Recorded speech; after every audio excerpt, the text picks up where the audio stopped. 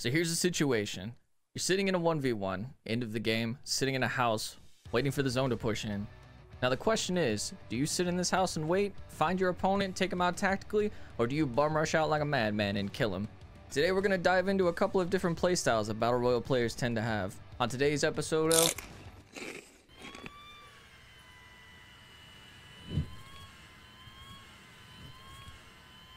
Alright, what's up dudes, and welcome to today's episode of Eating the Competition. My name is Josh, and today we're going to be digging into something that's probably a little less known. That's playstyles. Now, just know we're going to be basing a bunch of these playstyles off of public server games, not ranked games. So if any of you ranked players out there, don't take this to heart too seriously. It'll be alright. Now, we're going to go over a few different playstyles. I'm going to give you guys the pros and cons of each, trying to figure out which one you would prefer to play as, and which ones could possibly benefit you a little bit more in learning the games. Our goal here is to get you to be the best Battle Royale player you can possibly be. Our first playstyle is going to make everybody look at you and go, why are you camping? Why would you do that? You suck. That's the passive play style. Now, playing passive is not always a terrible idea. A lot of people who are newer tend to play relatively passive. They just don't know the game. They don't know the mechanics. They don't know how to shoot the guns, really. Or they just are newer and a very, very casual gamer. Now, a couple of the pros of playing passive. Now, most of the time you're sitting in a building of some sort, sitting in one spot on the map when you play passive, probably around the edge of the ring, which gives you plenty of time to look around. No one's ever going to get the jump on you. You should know exactly where everyone is coming from that building. You also have the time to sit and think about how the map is going to move. You can look at the zones, you can see where you need to rotate to, and you can pick another building to go sit in if you really want. Now, there are a couple of ways that could really help you out when you're trying to get your first win and you're really looking to figure out how the zone moves. There are things like recon contracts in Warzone and some of the scan towers in Apex Legends that help you see where the map is going to go. And that could give you basically a general idea of exactly where you need to move for your next position. Now, playing passively tends to be frowned upon a lot, but it's honestly probably one of the better ways to win a BR game. Now we move on to some of the cons of playing passive. While you are sitting in a building and staying relatively safe, making it to the end of pretty much every single one of your games, you're missing out on vital experience that you need in those gunfights. You're taking a lot fewer of them, and you honestly probably don't know how to win the gunfights when you do get into them, which is probably going to translate into you getting to the end of the game, having to fight the last team, and more than likely losing. You're also sitting in a house most of the game, so a lot of the valuable mechanics that you'll learn just by moving around the map are just really not there. However, don't let any of this push you away from playing passive. It's honestly a great way to learn the game. You can get a couple wins and you can pick up vital skills that you're going to need later on. Alright, next up we're going to talk about playing extremely aggressive. Now, when I say extremely aggressive, I'm meaning you're running full-fledged, full force at every single fight, not looking around, not doing anything. You're there for the kills. It doesn't matter what else is going on around you. Your teammates could be going down, everybody could be screaming at you, and you're still trying to kill everything you possibly see. Now, there are a ton of pros and cons to playing extraordinarily aggressive. However, it's still probably not the best way to play. For this one, we're going to start with the pros. Now, while playing extremely aggressive, you definitely end up learning a ton about gunfights. Whether that's about winning or losing them, that's still yet to be determined, but at least you're learning about the guns. Now, in turn, when you learn about gunfighting, you are probably going to get better at gunfighting, which is going to make you better all around at the game. When playing aggressive, you're also going to find people in situations that you probably wouldn't see while playing passive. In BRs, you're going to be more than likely able to third-party more teams, so as soon as you hear gunfights and you're running at them, you're going to be that third team to come in, swoop, and pick up as many kills as you can. While playing aggressive, you're also going to learn a lot about movement in the game.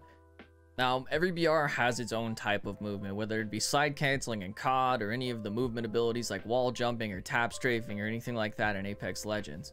And the more you learn about these movement techniques, the better off you're going to be in a lot of your gunfights. Also, while you're playing extraordinarily aggressive, you really just don't care that much about dying. Every game you die, you're not going to take it to heart. You're going to go into the next game with the same mindset as, hey, I want to get more kills. It really doesn't matter if you die, you're just going to go to your next game. Now, some of the cons. To effectively play really aggressive, you have to have really good accuracy. You're not going to be able to jump into a lot of fights and just win them off of sheer luck. You're going to actually have to go in and hit all of your shots. Playing extremely aggressive, there is no retreat. You're in there for the long haul, whether you win or lose. However, if you do die, you're more than likely going to go back to the lobby and hop right into the next game, missing that crucial time to reflect on why you died and how you could have made it better. Playing aggressively is definitely a really good way to rack up a bunch of kills and rack up a bunch of experience in the game very quickly. It's probably the fastest way to learn basically any BR game. Alright, next up we're going to kind of talk about a hybrid between passive and aggressive play. And once you kind of get through the very beginning stages of learning a new Battle Royale game, you kind of develop your own play style. Most of the time being somewhere between passive and aggressive, where you're going for kills, but you really actually want to get the win.